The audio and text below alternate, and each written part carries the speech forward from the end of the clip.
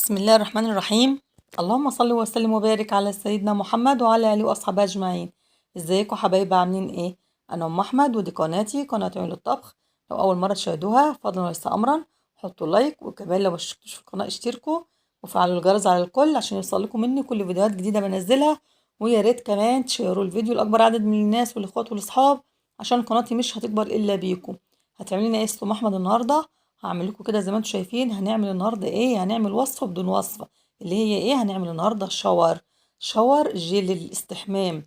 عارفين طبعا ان جيركن دلوقتي عدى ال70 جنيه، فالنهارده قلت اعمل لكم وصفه النهارده ايه؟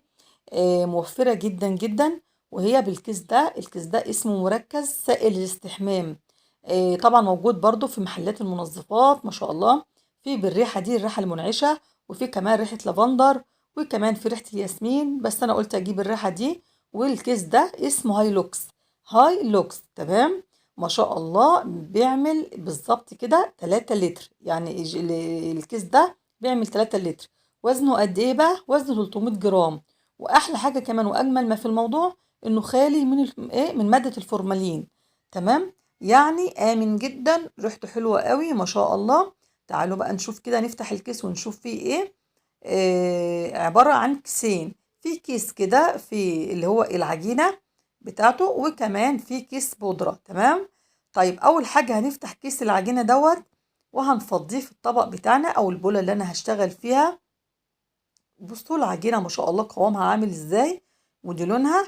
هي ريحة منعشة كده، يعني بتديها برضو على ريحة ورد كده. تمام. هي ريحة حلوة ما شاء الله يعني.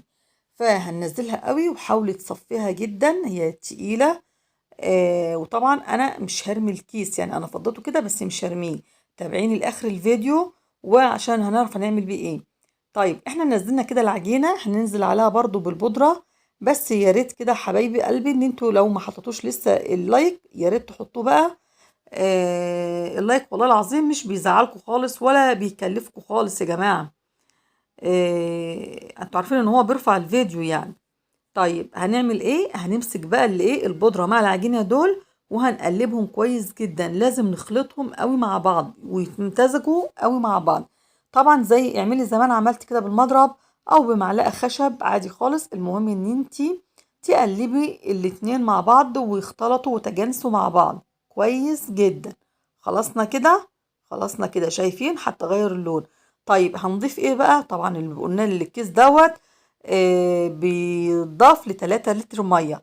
انا جبت الازازه هنا، ودي الازازه دي وزنها 2.5 لتر. تمام. هنضيفها كده قدامكم على المكونات او محتويات الكيس بتاعنا. هنشوف بقى طبعا الشاور بتاعنا دوت هيبقى نظامه ايه وكده. ماشي. المهم انا نزلت 2.5 من الميه. تمام. نزلت ب2.5 لتر ايه من الميه. طيب انا جبت الكيس تاني اهو، قلت لكم الكيس هنا لسه فيه ماده، لسه فيه عجينه. العجينه تقيله قوي ومش بتنزل بكل سهوله. خلاص. انا هقلب المكونات دي. وطبعا خدوا بالكم كده او ركزوا معايا ان انا حطيت 2.5 لتر بس من الميه، وفي لسه نص لتر. انت ممكن تكتفي بده كده خلاص. تمام. بس على فكره خليكي برضو معايا وانا هقولك القوام بقى حلو ولا لا. خلاص. اصل في يعني هو بقولك ان انت ممكن تضيفيها على 2 لتر بس، تكتفي ب2 لتر خلاص. وبرضو تعملي على 3، انا هعمل على 3. المهم النص لتر التاني بقى هعمل بيه ايه؟ هغسل بيه كده زي ما بتقولي الكيسه يعني. بصوا اهو عملته على مرتين 2، بحيث ان انا انزل كل المكونات اللي في الكيسه. احنا مش هنرمي اي حاجه، مش هنرمي اي حاجه خالص من الكيسه. طيب يا ام احمد انت ما قلتلناش الكيسه دي بكام يعني. هقول لكم الكيسه دي بكام. الكيس ده ب35 جنيه. ب35 جنيه. هيعمل لنا قد ايه من الشاور؟ احنا دلوقتي هنعمل 3 رتل من الشاور. خلاص. طيب بصوا بقى، بعد ما حطيت الباقي وقلبته كده، على فكره هو مش بيحتاج تقليب كتير زي الدوني. فاكرين الدوني اللي انا عملته معاكم الفيديو اللي فات؟ قلت لكم بيحتاج تقليب، لكن الشاور ما بيحتاجش تقليب. احنا بس مجرد ما حطينا المكونات الكيس وحطينا عليهم الميه وقلبناهم. بس يفضل تسيبيه ربع ساعه. سيبيه بس اركنيه على جنب ربع ساعه. كمان ما شاء الله بتيجي بقى تلاقي القوام امتزج مع بعضه اكتر، وكله داب، وما شاء الله القوام لف وتقل معانا. شايفين؟ ما شاء الله. القوام مش عايزه اقول لكم تقل، وبقى حاجه جميله جدا جدا، وريحته حلوه قوي ما شاء الله. قلبي. شوفوا انا بقلب تاني، ده بعد ما ركنته ربع ساعة، خلي بالكم. تعالوا بقى نبص كده القوام ده واللون. شايفين عملنا 3 لتر شاور من ايه بكام؟ ب35 جنيه. بصوا على فكرة، انا طبعا كل اصحابي وحبايبي اللي قريبين مني عارفين ان انا اصلا ببيع شاورات وعضوة في شركة منظفات يعني.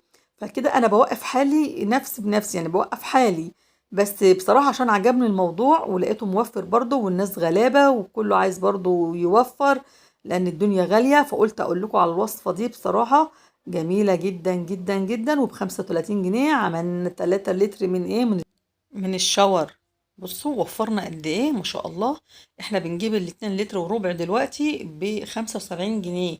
دول 3 لتر، 3 لتر ب35 جنيه. يعني موفرين اكتر من النص يا جماعة. وده الفيديو بتاعي كان معاكم النهاردة. ايه رأيكم بقى؟ وفرنا كتير ولا ما وفرناش؟ احنا في الزمن ده عايزين نوفر كتير يا جماعة، لان الدنيا مش مستحملة بصراحة. يعني الله يكون في عون الغلابة بصراحة يعني. وده الفيديو كان بتاعي معاكم النهاردة. يا رب أكون عند حسن ظنكم يا أحلى وأغلى متابعين قناة عيون. وما تنسونيش بقى بالله عليكم في اللايكات والكومنتات الحلوة. وكمان الكومنتات الحلوة محفزة منكم يا أغلى متابعين. واستودعكم الله الذي لا تضيع ودائعه في حفظ الرحمن حبايب قلبي، ومع السلامة.